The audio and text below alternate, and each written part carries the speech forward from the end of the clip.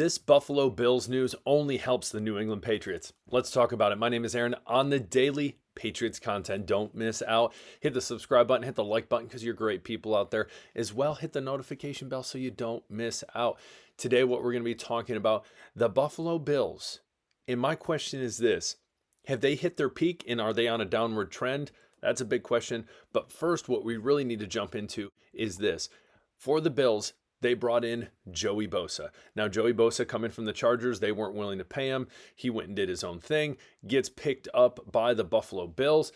And the Bills, kind of a smart move on their part. Again, Joey Bosa at his ceiling has a lot to give to a team coming off the edge. They had just released Von Miller. Von Miller's gone. They did not pick him back up in free agency. And Von Miller still does not have a team. So in all reality, it's still possible that he could end up on a team like the Bills, but there's also been rumors of the Rams, of teams like the Houston Texans, and who knows, possibly even the Lions, because their biggest issue last year was what? Defensive depth. So now I want to say San Diego Chargers so bad. What the heck? I'm going to say San Diego Chargers. The San Diego Chargers, LA Chargers, the LA Chargers, I feel like made the right call in saying we are not going to pay Joey Bosa anymore and we're going to let him walk. And him going to the Bills and getting injured and potentially being in question when it comes to training camp, if not into the beginning of the season because of this calf injury, just goes to show the Chargers, hey, you probably made the right decision. In the past 3 seasons, he's only played in 28 games, so injuries have been a problem. Now, why this is good for the New England Patriots is because the Bills thinking, all right, we replaced a guy like Von Miller with this guy. Nope. Now you have a guy who is injury prone and obviously on the back end, most likely, of his career. And there was a point that I wanted the Patriots to get Joey Bosa, and it's probably a wise decision that they went with someone like Harold Landry instead of going with the Joey Bosa, because Joey Bosa probably were going to have to pay more. But on top of that, Harold Landry, younger, still has a solid motor left. I'm not saying Joey doesn't, but again, injury, huge concern. So again, looking good for the Patriots. On the defensive side of the ball for the Bills, that, hey, we're having some issues on our line. The Patriots offensive line already getting better. So that's one thing that I think truly can help the Patriots is, hey, if this defensive front isn't at full capacity come the beginning of the season or into the season, that can be a huge bonus for the Patriots. As well, one of the issues going into the season for 2025 is the defensive depth for the Buffalo Bills. They also lost their safety Poyer. So the question then becomes, in other position areas, but the question becomes, how is their depth on that team? Again, their whole goal, the Bills' whole goal, this team is poised to go out there. They want to beat the Chiefs. They want to beat the Chiefs. They want to be able to beat the Ravens. And they have set up this team, potentially to do so. But can they stay healthy? And are they going to run into an issue like the Lions did last year where it said, hey, on all cylinders, man, we are one of the best football teams, if not the best football team in the National Football League. But the Buffalo Bills, if they run in that same trajectory where injury starts to be a problem, especially on the defensive side of the ball, and you're throwing in practice squad players and other players, are you going to be able to hang?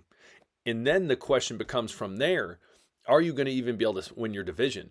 Again, in my opinion, and you might laugh at me when I say this, but again, I think Josh Allen and the Buffalo Bills are still, I'm going to tell you, Josh Allen, I'm not going to tell you, is an elite quarterback. He just won MVP. He is at the peak of his career. But the question is, how long is that going to last until that trajectory starts going down? Where the Patriots, we know they are now on their upward trend. So again, is it possible that the Bills, and I saw someone comment this the other day, a Patriots fan, obviously, on this channel, saying, why do we always guarantee that the Bills are taking the division? And I think that's a good point. That's a very good point. Again, that's why we play the game. Last year, I said it so many times because I had so much hope, but then our hopes and dreams were just crushed. But again, when you look at these different, even though you might not think Joey Bosa injury is not a big thing, again, big thing where you have a top tier edge rusher not available.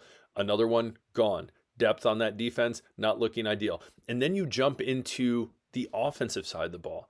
And you look at offensively, one of their big weapons, at least they thought that was going to be a huge weapon, was Keon Coleman. The question is, Keon Coleman in his sophomore year, this upcoming year, is he going to be able to take that next big step? I'm a Michigan State fan. He played at Michigan State for a handful of years before he transferred to Florida State. He has the intangibles, but is he going to be able to open that up and take that next step into the NFL? Again, a lot of people thought he was going to be able to do that with a Josh Allen. They have Shakir, solid number one. They lost obviously Mac Hollins. So the weapons aren't. They have Kincaid, which I feel like Kincaid kind of took a step back last year. Wasn't as great as it was for him in his rookie season. I can tell you that because he's on my fantasy team. Which you're like, we don't care about your fantasy team, but I thought I would tell you. But anyways, you kind of look at all these little things, and you might say to yourself, Aaron, these aren't necessarily that big a deal. But again, that's like saying you're running into the woods and you brush up against a thorn bush and you get one thorn. Okay, not a big deal. It's just a little thing, prick it off, whatever. But if you get multiple of those, it's not ideal. It's going to hurt, and it's going to take away from what you're doing, and you're going to have to stop.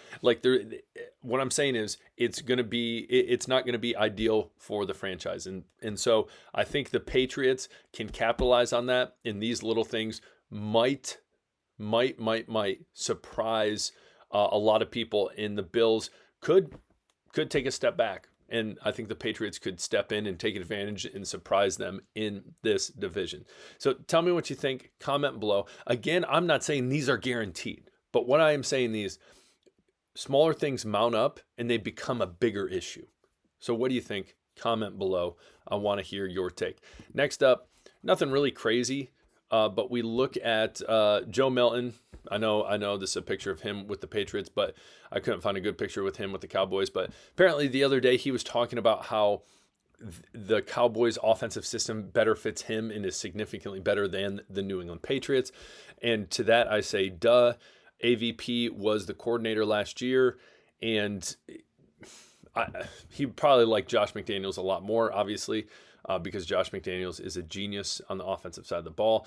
Now, him being with the Cowboys, you're going to say anything nice about the team you're with, just because you want to butter up the fan base. You want to, it's the whole brown nosing technique, But at the same time, I'm sure their scheme was better. The Patriots scheme last year, not always ideal, and it's not ideal when you don't have that line out in front of you to block for you, so you can actually get a playoff. So, anyways, I kind of get that.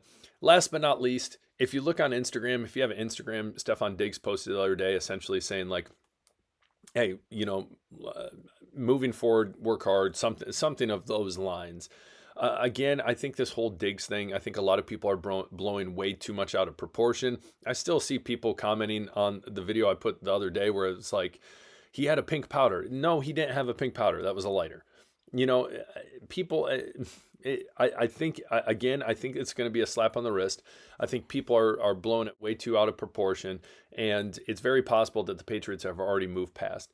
Now, someone did mention the other day, it's not guaranteed that he gets that $26 million, and that's true, but there's a lot of stipulation. There's a lot of hula hoops that have to be jumped through to get to that point, and I don't think that would happen. I do not think Stephon Diggs is going to be released. I know people aren't necessarily happy with the antics and saying, listen, this is what we get. We deserve this.